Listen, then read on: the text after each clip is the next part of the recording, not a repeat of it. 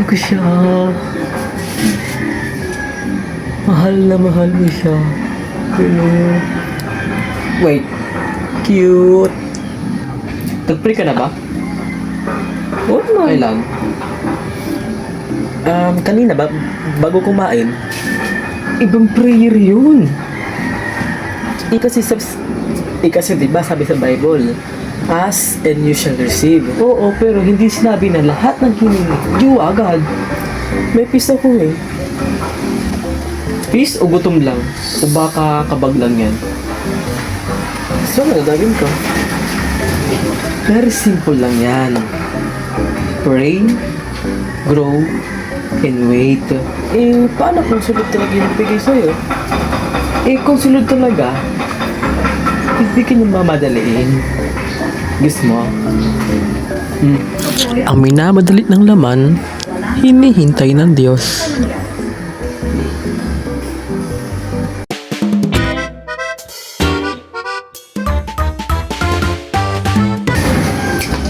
Share ko lang. Ano? May napanaginip na kagabi. Talaga? Sino na maging asawa ko? Psalms 23. Ang Panginoon ang aking pastor. Hindi love letter yun. Feel ko kasi parang sign na yun eh. Sign ba or imagination? Kasi lagi ko siya nakikita sa church. Malamang. Pares kayo ng church na inatindan. So, wala talaga. Meron. Ano. Please. Sabihin mo. Calling. Love calling? Hindi. Serve calling.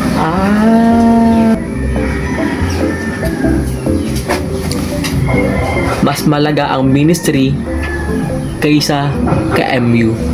Okay? Okay.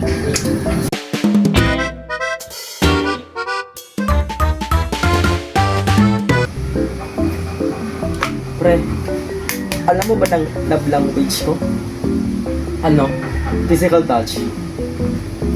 Kaya pala ang landi mo. Kay Lord, alam mo? Ha? Wi-Fi?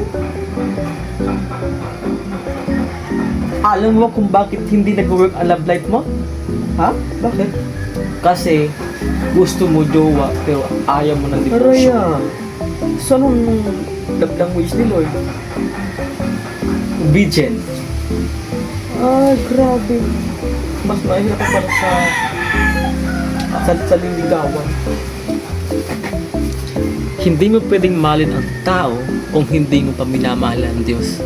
You cannot give what you don't have. Okay? Okay? Okay? Okay? Good.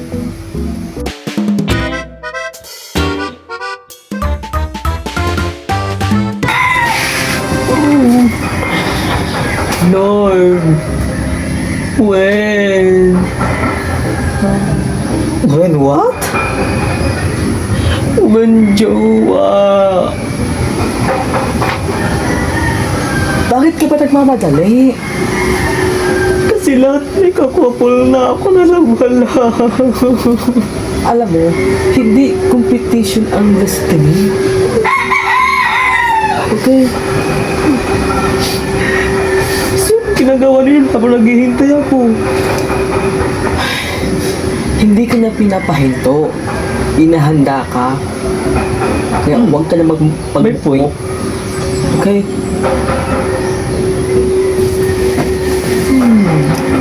Waiting season is not punishment, but a preparation.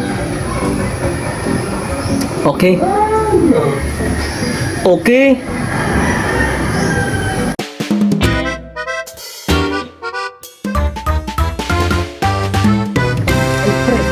Share ko lang to ha. Kinakabahan ako sa'yo. May ganito ha. Alam mo ba yung 1 Corinthians 13:4? Oo, ang pag-ibig ay Exactly! Kaya dapat matinisin siya sa ugali ko. Mabait siya kahit nalilate ako at hindi siya nagagalit kapag hindi ako nag-chat. For lovers, bird, oh, excuse me. Wait. May isa pa. Genesis 2:18. Oo. Hindi mabuti na ang tao ay nag-iisa. Talaga? Kaya ayun, andito ko pa sa kanya. Solusyon ka ni Lord. Ang loneliness niya. Eh, bakit parang tutorial version ka lang? Aray. Solusyon ako. Grabe ka naman magsalita.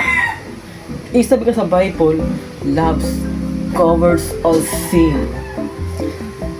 Teka lang pre ha, teka lang. Hindi ibig sabihin nun, pwede ka na magkasala araw-araw tapos love lang ang bayad mo. Ganito ba yun? Oo. Kasi ang tunay na pag-ibig, hindi lang kilig. Dapat may character development. Anong klaseng love ba ang gusto ni Lord?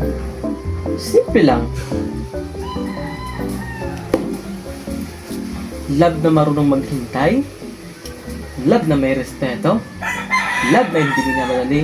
At love na inuuna palagi si Lord. Ibig sabihin, hindi mo na love story. Pwede naman.